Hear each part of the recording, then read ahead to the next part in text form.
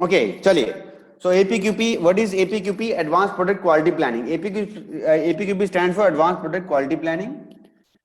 और इसके जो 2 एडिशन अब तक आ चुके हैं। पहला एडिशन आ चुका है जून 1994 में। Okay, the first edition was launch in June 1994, the second edition was launch in July 2008। Third edition कब आया? अभी इसका थर्ड एडिशन नहीं आया है, right? That's the first thing. APQP stands for advance product quality planning.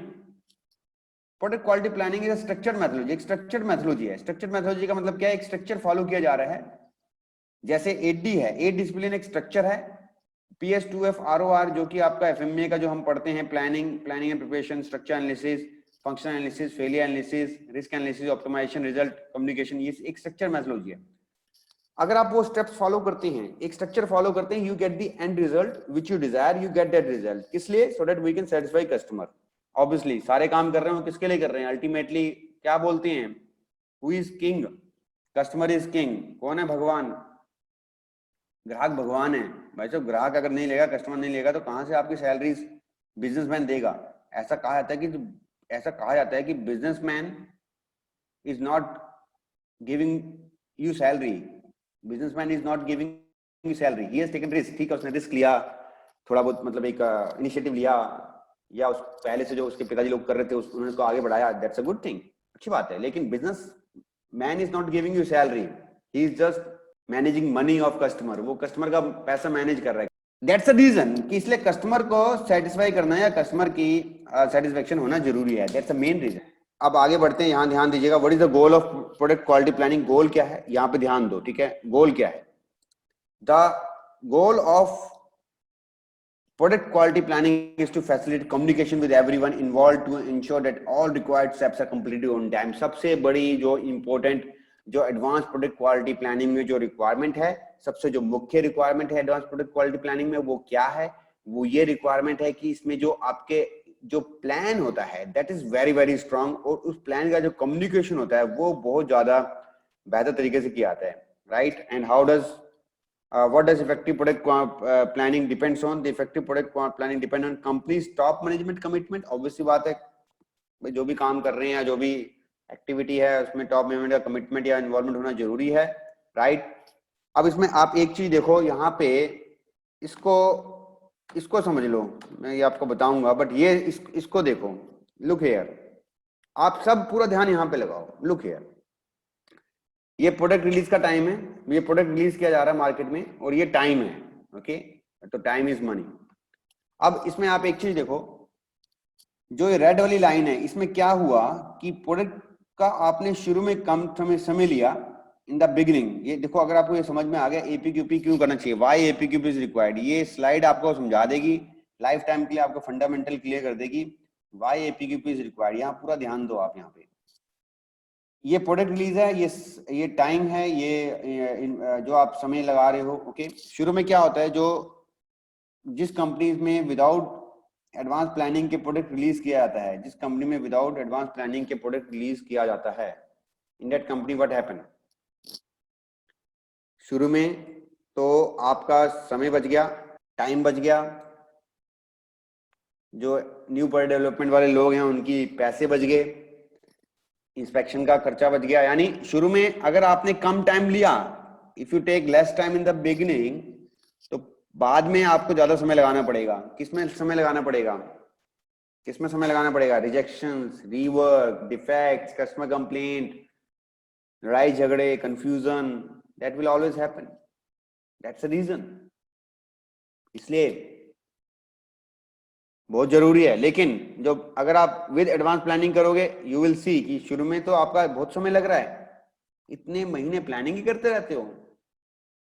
अब Honda है, Honda अगर आप जानते हो, जापानीज जो खास तौर पे जो ग्रुप हैं या कंपनीज हैं, ओईज हैं, 3 साल बाद की प्लानिंग, 5 साल बाद की प्लानिंग अभी कर रही है। न्यू डेवलपमेंट आया, किस चीज का न्यू डेवलपमेंट चल रहा है भाई साहब? ये भाई साहब 4 साल बाद ना एक प्रोडक्ट लॉन्च कर रही है होंडा, 4 साल बाद कर रही है। तो अभी क्या भाई, अभी से आगे डेवलपमेंट, अभी से उसने टाइमलाइन दे दी है, कब ट्रायल होने हैं, कब सैंपल सबमिशन होना है, अच्छा अभी से। और कुछ ओईज हैं, कुछ कंपनीज हैं, कहते जी ये 2 महीने बाद यार, एक 3 महीने बाद 6 महीने बाद गाड़ी निकल रही है और अभी हमारे पास आया यार, अर्जेंट में बनाना पड़ेगा। कितने डेवलपमेंट कर रहे हो भाई साहब? 400 डेवलपमेंट चल रहे हैं। अच्छा क्यों? वो अर्जेंट में आ गया यार, वो उनका प्लान चेंज हो गया। What will happen? शुरू में आप मत लगाओ टाइम, मत दो समय, क्या होगा? फिर भुगतते रहेंगे हम जैसे इंजीनियर्स। बहुत सारे, मैंने आपको बताया मैं क्वालिटी में जब मैं था तो I was also responsible. System तो मेरे पास हमेशा रहा, एमआर रहा, कंपनी का सिस्टम मेरे पास हमेशा रहा, but I was also responsible for customer complaint. In process quality के लिए भी मैं जिम्मेदार था।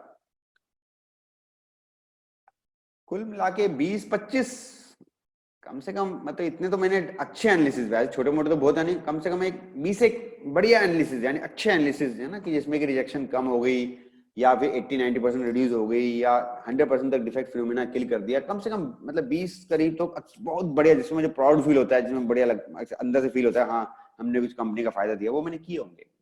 And you will believe, out of those 20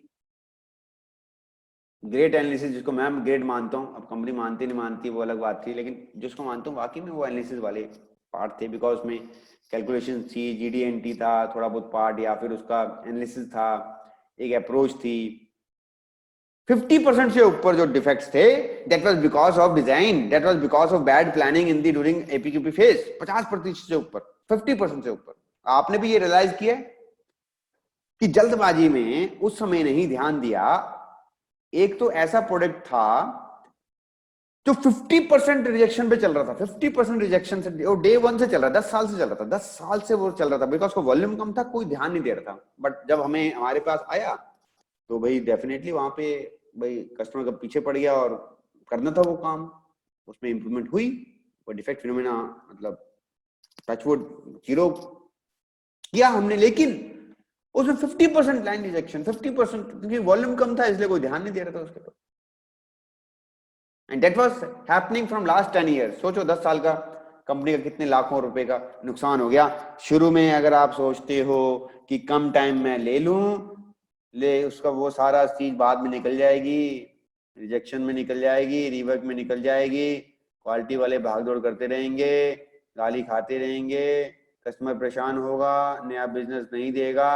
but अगर आपने होंडा की तरह या बाकी जो इस तरह जापानीज जो कल्चर में ये चीज आती है कि शुरू में अधिक समय लगा लो, प्लानिंग कर लो, तो बाद में जीवन सुखी रहेगा, बाद में इतनी परेशानियां दिक्कत नहीं आएंगी। तो ये सार है, अगर आपने ये बना लिया ना, ये समझ लिया, तो आपके दिमाग में बैठ जाएगा भाई साहब शुरू में समय ले लो, बस जल्दबाजी में लॉन्च मत करो नए नए प्रोडक्ट, नए नए, कि हाँ मैं 2 महीने में कर दिया, हमने 1 महीने में कर दिया, हमने 15 दिन में कर दिया। और डिजाइनर भी मतलब ठीक है, बनना चाहिए कम से कम, जिसको 2-4 साल का शॉप फ्लोर का एक्सपीरियंस हो, उसे डिजाइनर बनना चाहिए। अब नए नए लड़के आते हैं साहब, मैं तो ऑटोकैड आता है, प्रोई आता है, कैटिया आता है, हाँ सब डिजाइन करूंगा। अरे भाई डिजाइन के लिए आपको शॉप फ्लोर में मेटल की नॉलेज होनी चाहिए, डिजाइन फॉर मैन्युफैक्चरिंग का पता होना चाहिए, डिजाइन फॉर असेंबली का पता होना चाहिए, टॉलरेंस का पता होना चाहिए, प्रोसेस की लिमिटेशन का पता होना चाहिए। तो तभी आप एक अच्छा डिजाइनर बन सकते हो। मेरा मानना है कि 2-3 साल जब तक शॉप फ्लोर का एक्सपीरियंस नहीं है मैन्युफैक्चरिंग का, टूलिंग का, तब तक अच्छा डिजाइनर भी नहीं बन सकता। इसलिए आईएटीएफ ने जो प्रोडक्ट डिजाइनर है उसकी स्पेशल कॉम्पिटेंसी क्यों डाली है, आईएटीएफ ने, आप अभी आपने आईएटीएफ भी स्टडी किया, आपको मालूम है आईएटीएफ ने स्पेशल कॉम्पिटेंसी डाली है डिजाइनर की, क्यों डाली है उसको मालूम है? कि डिजाइनर भाई साहब अगर गलत कर देगा तो पूरे डिजाइनर ने गलत कर दिया तो भगवान का डिफेक्ट है, वो भगवान का बनाया हुआ defect.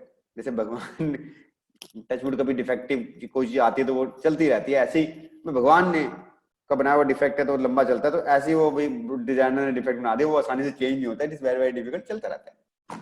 It's very very important कि शुरू में आप समय लगाओ। तो ये चीज जो है वो एपीक्यूपी करती है। APQP tells you in the beginning you put more time, and if you can put more time in the beginning, what will happen later on? There will be less rejection, less rework, less customer complaint, customer will be satisfied, and that's the advantage. So इसको मैं एक बार आपको बता देता हूँ। So these are the benefits. Benefits of APQP क्या है, किस लिए करना? Resources are directed towards customer satisfaction. जो हमारे रिसोर्सेज हैं हमें मालूम चल रहा है क्या हो रहा है, और एक प्रॉपर जो रिसोर्स मैनेजमेंट प्रॉपर हो पाता है। Early identification of required changes, ताकि बाद में जितना देर से कोई चेंज करोगे उतना नुकसान है, जितना देर से कोई चेंज करोगे उतना नुकसान है। आपने ये पढ़ा भी होगा एक कि अगर डिफेक्ट जो है एक 1/10 मतलब the cost increase by 1/10 10 times, 10 time rule. ये 10 टाइम रूल क्या है? अगर सप्लायर के एंड पे पकड़ा गया, आपका इनकमिंग में पकड़ा गया, आपके प्रोसेस में पकड़ा गया, आपके असेंबली में पकड़ा गया, नेक्स्ट स्टेज में पकड़ा गया, या आपके डिस्पैच में पकड़ा गया, आपके कस्टमर के यहाँ पकड़ा गया, या फिर एंड यूजर के यहाँ पकड़ा गया, जो एंड यूजर है, यहाँ पे आपका 10 रुपए का नुकसान है। अगर सप्लायर एंड पे अगर आपने पकड़ लिया, वहीं पे उसको रिजेक्ट करवा दे तो उसका 10 रुपए का नुकसान होगा। इनकमिंग में पकड़ा 100 रुपए का नुकसान है। इन प्रोसेस पे अगर वो चीज पकड़ी गई तो 1000 रुपए का नुकसान है। डिस्पैच में पकड़ी गई तो 10,000 का नुकसान है। कस्टमर के यहाँ पकड़ी गई तो 1 लाख का नुकसान है। एंड यूजर से 10 लाख का डेबिट है, एंड यूजर से 10 लाख की वारंटी है। तो ये 10 टाइम रूल है। What is this 10x rule? ये 10x रूल ये कहता है कि जैसे जैसे defective product will move from one station to another station, as the defective product will move from one station to another station, the cost will rise by almost 10 times. तो अब इसको आप डिजाइन में भी कंसिडर कर सकते हो। अगर वो एपीक्यूपी स्टेज पे ही पकड़ा गया, अभी कलर आ ही नहीं रहा, अगर वो एपीक्यूपी स्टेज पे ही पकड़ा गया, इनिशियली पकड़ा गया, अगर वो एपीक्यूपी स्टेज पे, अगर वो कॉन्सेप्ट, अगर वो डीएफएम में पकड़ा गया, अगर वो एपीक्यूपी स्टेज पे पकड़ा गया, अगर वो पीपैप पे पकड़ा गया, या इनिशियल प्रोडक्ट ट्रायल करते उसमें पकड़ा गया, या जब रेगुलर प्रोडक्शन में पकड़ा गया, जब मास प्रोडक्शन किया तब पकड़ा गया, भैया जितना आप जल्दी पकड़ोगे, as a defect is identified, defect should be identified as early as possible, as early as possible। तो ये एपीक्यूपी स्टेज का बेनिफिट है कि early identification of required changes, early identify कर पाओगे। तो भाई पहले आइडेंटिफाई करो। इसलिए एपीक्यूपी सबसे इग्नोर्ड सब्जेक्ट है। जैसे एमएस से आपका सबसे इग्नोर्ड सब्जेक्ट है, एसपीसी तो फिर भी थोड़ा बहुत आदमी कर लेता है, पीपैप तो करना पड़ता है, ट्रायल करने पड़ते हैं, बट एपीक्यूपी सबसे इग्नोर्ड सब्जेक्ट है। एफएमए भी कुछ कंपनियां ही करती हैं, बट एफएमए बहुत ब्यूटीफुल टूल है, जबरदस्त टूल है। एपीक्यूपी इज वेरी वेरी इग्नोर्ड। जैसे आपने बताया, होने के बाद बन गया प्रोडक्ट कि वैसे इसके एपीक्यूपी फाइल तैयार कर दो, वेरी बैड, नॉट गुड। ये अप्रोच है, ये चेंज होगी जब ये ग्राफ मैनेजमेंट को समझा देना। ये ग्राफ ले आके है आपके पास स्लाइड में, ये ग्राफ समझा देना उनको, वो कहेंगे हम क्या करें, हमारा कस्टमर ऐसा है। तो भाई मान तो कस्टमर पे डिपेंड करता है, कस्टमर पे भी डिपेंड करता है। कस्टमर थोड़ा सा प्लानिंग के हिसाब चलेगा तो आप भी प्लानिंग के हिसाब चलोगे, बट कई बार कस्टमर प्लानिंग के हिसाब चलता है, हमारी भी बदमाशी होती है, कई बार हमारी भी कमी होती है। चेंजेस क्लोज टू और आफ्टर प्रोडक्ट लॉन्च और अवॉइडेड। तो ऑब्वियसली बात है, जब प्रोडक्ट लॉन्च हो गया, अब आप इसमें चेंज कर रहे हो, आप बदलाव कर रहे हो, बहुत डिफिकल्ट है, बहुत मुश्किल है, टाइम कंज्यूमिंग है, पैसा लगने वाला है, एफर्ट्स लगने वाले हैं।